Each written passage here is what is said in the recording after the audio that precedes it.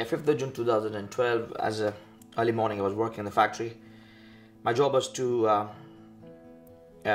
fit the cloth in a roller, and it's a two-headed machine. So basically, the other side of the machine guy put the rubber on it, and the rubber gets spread over on the cloth. My job is to like make sure the cloth is in a roller properly and it is straight. But while doing that, my hand dragged into the roller with the cloth, and I was stuck. It was going in. Fortunately, that Peter came on time and he stopped the machine. He's my colleague, Peter, but he had to do it because I couldn't reach there because the stop machine button wasn't reachable. So that happened, and I was stuck in the machine for 45 minutes. Then they took me to Royal Infirmary. At the end, I could see my 2 fingers were dead because there was no blood circulation going on. There's gangrene started coming, so I was starting getting fevers, and I wasn't well at all. I think I had to go through like 9 to 10 operations, in particular that 25 days period. Cut my hand from the amputation was going to be required. I think I met Paul Kirkwood probably a month after the accident, a month or 1.5 months or something. Actually, was in a pretty dreadful state at the time. He was quite obviously in a lot of physical pain. He was quite obviously upset, understandably, and he didn't have a prosthesis at that point, didn't get a prosthesis for several months. I could openly spoke to him quite a lot. It was, by the time I was very stressed and in pain as well, but I think Paul, I think he knew that what I was going through, but he gave me, that time I actually needed someone who can guide me through this. The more I can do as a solicitor, I like going beyond being a solicitor. I like to try to be able to help people in terms of health assistance, in terms of social assistance, in terms of background, arm around your shoulder, we're going to get you through this, you'll be all right. When you see all this claim on the TV and everything, they always kind of take like 20% or 25% from your claim and everything. But when I met him for the first time, he was pretty straightforward about that. The entire compensation or anything which I'm going to get out of this case will be 100% towards me. Why should that client lose money?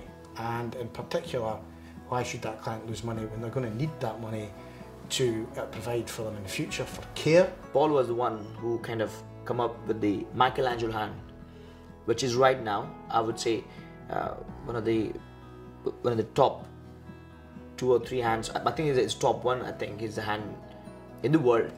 And he explained to me that technologically, the Michelangelo arm was the best particularly because it had an opposable thumb.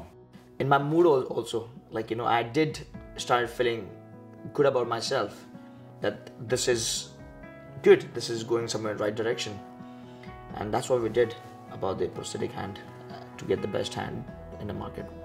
This arm has 2 chips here. It works through my muscles down here and here. So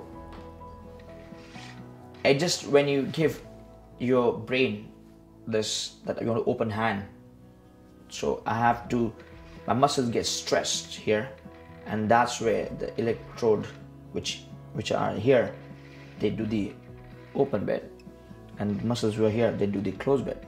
So this is what this hand doing, and I can now control with like how pressure I can, like how do I want to squeeze someone's hand, or I want to just like do a little bit gentle. I can go firm as well, like, you know, like having to have a grip or something. And the best thing about it is I don't have to touch my thumb to change the grip. So now I can do the pinch grip. He produced some articles from specialists in the field comparing these arms and all coming to the same conclusion that this was the best arm. And that was something we were able to produce at that meeting on the Monday, the 26th of January, to the other side. And really, I think that swung it. The other side cracked and accepted that the costings for future loss for Akshay's claim would be on the basis of an arm that was the Michelangelo and therefore the most expensive one. Well, I think it's been a long journey, but I'm very happy that this case is resolved 6 months before what the date was, and I'm very happy with the outcome. And I'm really relaxed and I'm really happy and I'm looking forward for my life now. Now, he strikes me as being in a much better place than he was when I first met him. Psychologically, physically, he's more at ease with himself, he's not so upset. Hope that he goes on to prosper in the future, and I think he's got a better chance of doing that now that he's got the best arm we can get him. I don't want it to happen to anybody, but if anybody ever needed this kind of help or if got in this kind of situation, I will really recommend to go to the firm Lawford Kidd, and if you get Paul, then you're in a good hand.